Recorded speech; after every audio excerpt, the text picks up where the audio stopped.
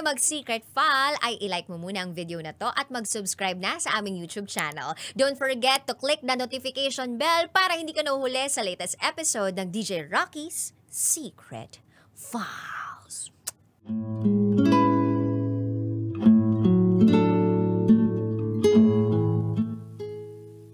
And now, it's time for DJ Rocky's Secret Files.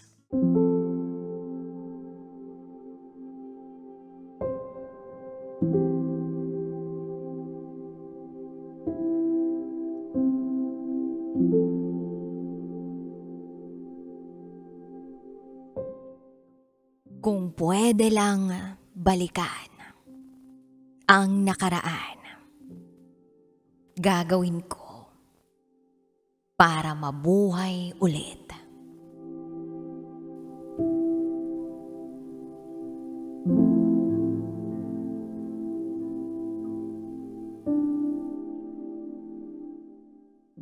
Hi, DJ Rocky. Ang nagsusulat ng kwentong ito ay ang manugang ko. Matanda na kasi ako. 85 years old na ako. Hindi ko na kayang sumulat dahil sa katandaan.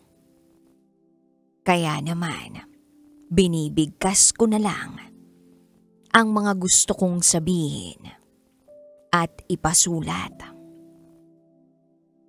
Manugang ko na ang bahala. Pagpasensyahan mo na rin sana kung sayo ko ito na ipadala. Istasyon mo lang kasi ang pinakikinggan ko sa radyo mula umaga hanggang gabi. Itago mo na lang ako sa pangalang Lola Carmen. At ito ang aking secret file.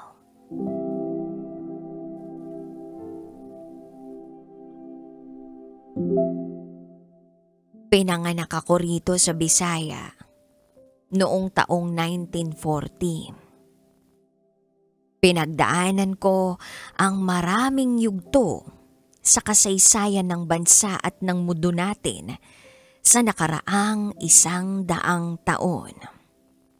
World War II, pananakop ng mga Hapon, ang kasarinlan ng bansa natin, martial law, EDSA, EDSA II, Yolanda, at ang pandemya. Sa awa ng Diyos, naitawid ko ang buhay sa kabila ng mga mapanghamon na naganap sa paligid ko. Hindi nga lang ako nakatapos ng pag-aaral dahil sa hirap ng buhay. Ni hindi ako nakalampas ng elementarya. Mas inuna kong tulungan ng mga magulang ko sa pagsasaka, sa pagtatanim ng palay, mais at kamote, at sa pag-aani. Tuluyan akong naulila sa mga magulang ko bago ako umabot sa edad na 18. Hirap kami. Wala kaming pampagamot sa sakit noon. Sakahan lang ang inaasahan namin sa araw-araw na pamumuhay. Kaya maaga akong nasanay sa hirap ng buhay.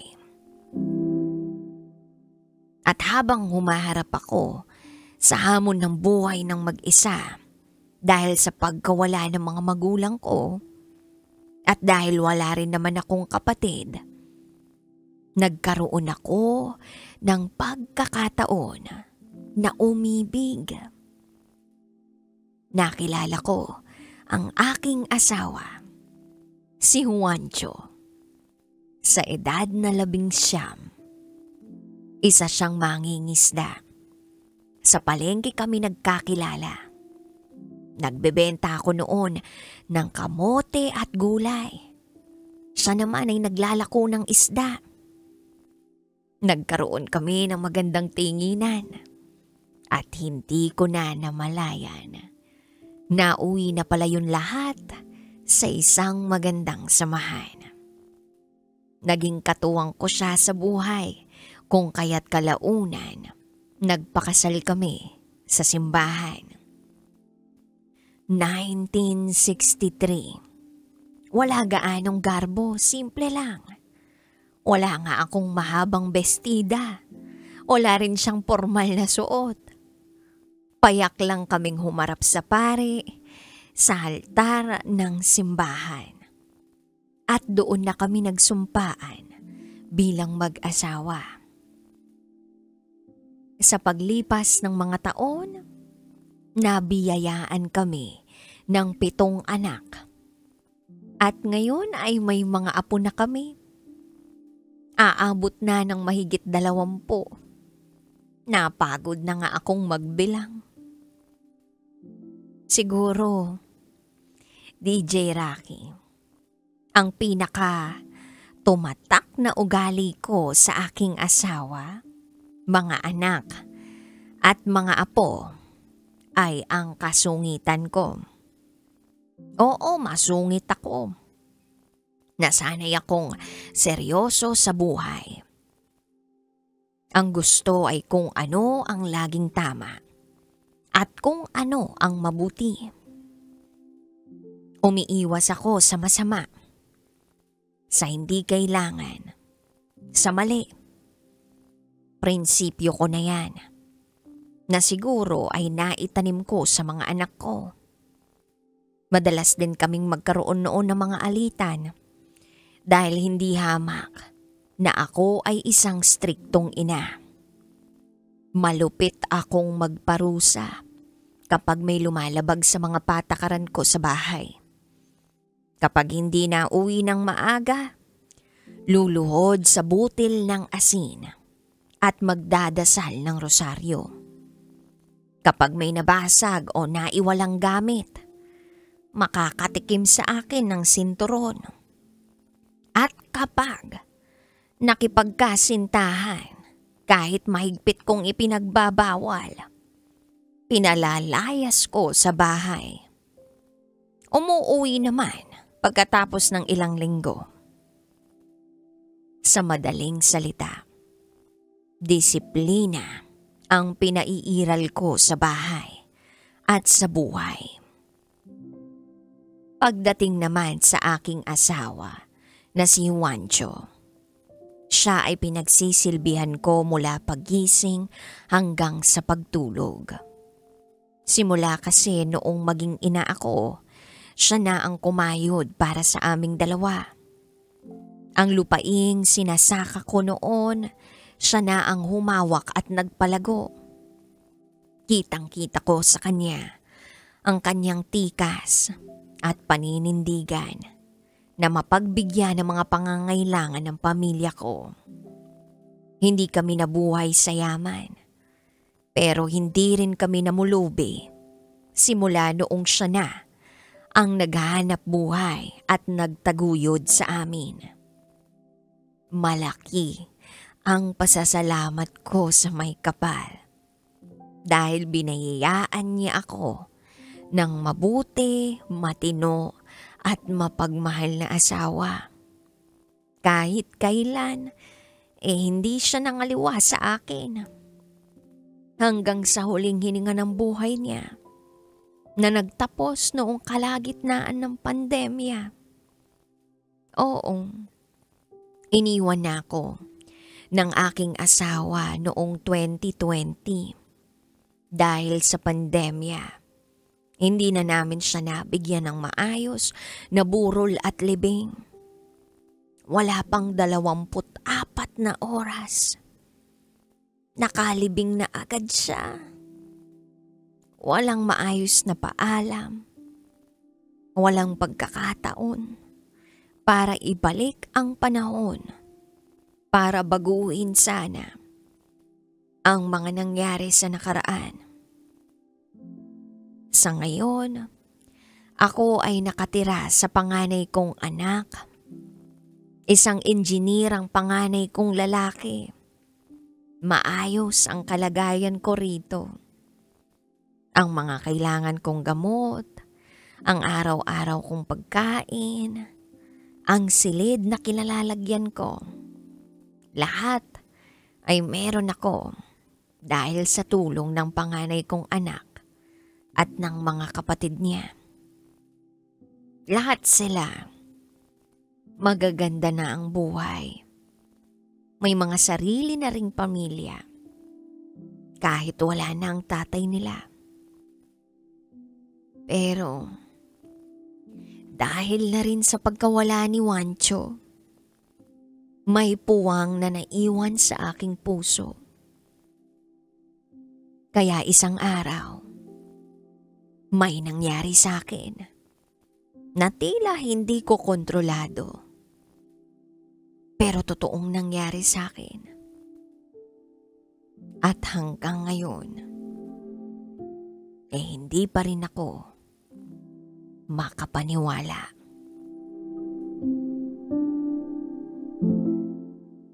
Bigla akong nagising isang umaga at nakita ko ang bunso kong anak.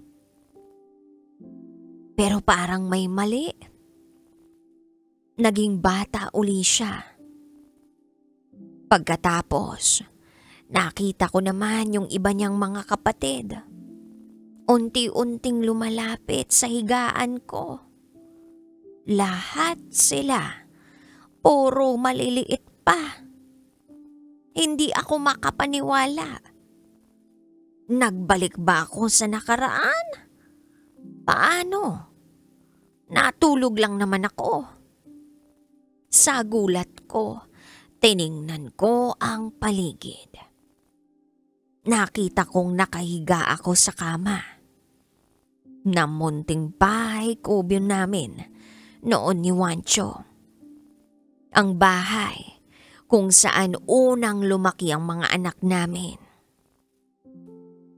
Hindi kaya nasa nakaraan na naman ako? Tumingin ako sa salamin. Nakita ko ang sarili ko. Bumata ako uli. Parang 30 anyos uli ako. Totoo nga ba? Kinurot ko ang sarili ko. Parang ang hirap paniwalaan. Pero may naramdaman ako sa kurot ko. Hindi maaari, imposible. Naaaligaga na ako sa nangyayari. Kaya nagtungo ako sa kusina. At doon ko nakita ang aking asawa. Si Juancho. Ang bata-bata niya uli itingnan. Nagbalik ang kisig niya noon. Wala pa rin kupas ang kagwapuhan. Nanumbalik kami sa nakaraan. Kung paano ay hindi ko alam. Yun ang unang misteryo ko nung araw na iyon. Sa sobrang gulat ko, napaiyak na lang ako. Malakas ang hagulgol ko. Hindi ko masabi ang emosyon ko. Hindi ko matanggap. Hindi ko maintindihan. Parang masaya kasi nakita ko uli ang mga anak ko. Mga maliliit na bata na lumalapit sa akin at nagpapakarga. Na ngayon ay hindi ko na makarga. Ni halos hindi ko nga rin makita. At para akong nasasaktan kahit masaya. Kasi ang tagal ng panahon noong huli kong naranasan yon. Nakita ko uli sila ngayon na nagkakalat ng pagkain sa lamesa, na nag-aaway-away dahil sa mga laruan nila at nagsisigawan sa paglalaro. Noon, galit ako sa mga kilos nila. Pero ngayon, hindi ko magawang magalit. Nakangiti lang ako. Pinagmamasdan sila. Naisip ko, Sayang. Kasi masyado pala akong naging seryoso at masungit noon. Nakalimutan kong hanapin ang mga simpleng kaligayahan gaya nito. Kasi hahanap-hanapin ko pala yun pagtanda ko. At hindi ko na pala sila basta-basta mahahagkan o makakarga. Kasi hindi naman pala sila habang buhay na bata. Hindi sila habang buhay na maglalambing sa akin. Hindi sila habang buhay na akin. Tapos ang sunod na nakita ko, ang gulo-gulo ng bahay. Pero wala roon ang mga bata umalis. Ang nandoon lang kami ni Wancho. Kadalasan, binubuhos ko ang mga inis ko sa bata doon sa kanya. Siya ang nagtitiis sa bunganga kong umaapoy sa galit kapag nababanas ako sa kakulitan ng mga bata. At siya naman itong tutulong sa akin na magligpit ng mga kalat, maglinis ng maruming bahay at mag-ayos ng mga nasisira ng mga bata. Pero sa tagpo ngayon, hindi ko magawang magalit sa kanya. Sinamahan niya ako noon magligpit ng pinagkainan ng mga bata. At para bang naghihintay siya ng pambubunganga ko. Pero wala siyang narinig. Nakita ko siyang nakatitig sa akin. Nagtataka na ang tahimik ko lang. At nakangiti lang sa gitna ng lahat. Yung mukha niya takang-taka. Hindi sanay na makita akong masaya sa mga oras na ganoon. Kaya ba ako nandito sa tagpong ito? Para baguhin ko ang nakaraan? At ang huling bahagi ng mga nangyari noong araw na iyon, nakita ko ang sarili kong nakahiga uli sa kama. Pero nakatabi sa akin ang mga anak ko. Nakapagtataka lang dahil ang dudungis nila noong tinabihan ako. Ayoko noon nang natutulog silang marurumi. Pero nung gabing yun, noon ko lang uli naranasan na makatabi lahat ng mga anak ko. At hindi ko na rin maalala ang huling araw o gabi na nagkasama-sama kami sa iisang higaan. Kaya kahit ang dudungis nila sa tabi ko, hindi na ako nagsungit. Niyakap ko silang lahat. Niyakap ng mahigpit. May luha na palang tumutulo sa mga mata ko. Kasi ngayon ko na lang uli yun nagawa. Noon, masyado akong tutok na matapos ang bawat araw. Ngayon, ayoko na palang matapos ang mga araw sa nakaraan. Dito ako lubos na nagsisisi, DJ Rocky. Kasi ang tiningnan ko lang noon ay ang pait ng mga dinanas ko sa buhay. Nakalimutan kong tingnan ang mga masasayang bahagi ng nakaraan ko na binabalikan na ako sa kasalukuyan sa isang panaginip. Oo. Panaginip ko lang ang pagbalik ko sa nakaraan. At kung pwede ko lang totohan ang balikan ng nakaraan, gagawin ko para sa sarili ko. Para mabuhay uli. 85 years, DJ Rocky. Parang matagal pakinggan, pero ang iksi ko lang palang nabuhay. Kasi kinulang pala ako sa pagngiti, sa mga simpleng nagpapasungit at nagpapainis sa akin. Yun ang hindi ko nagawa noon. Nagising na lang ako sa higaan. Nasa ospital na pala ako. Epekto pala ng mga gamot ko ang panaginip na iyon. Naoperahan ako. Tinanggalan ako ng bukol na posibleng maging kanser. Hindi ko pa alam ang resulta ng biopsy. Pero anuman ang mangyari, tatanggapin ko. Ang tanging aral na babaunin ko hanggang sa huling hininga ko. Alam mo kung ano? Huwag magmadali. Maiksi ang buhay para magmadali sa lahat. Walang kasiguraduhan kung mabubuhay tayo uli sa mundo. Kaya lahat ng meron tayo ngayon, lasapin natin, namnamin natin, ipagpasalamat natin. Hindi na natin mababago ang lumipas at walang katiyakan kung may bukas pang darating. Lahat tayo lilisanin din ang buhay na ito. Kaya sana, huwag nating kalimutan maging buhay sa buhay na meron tayo.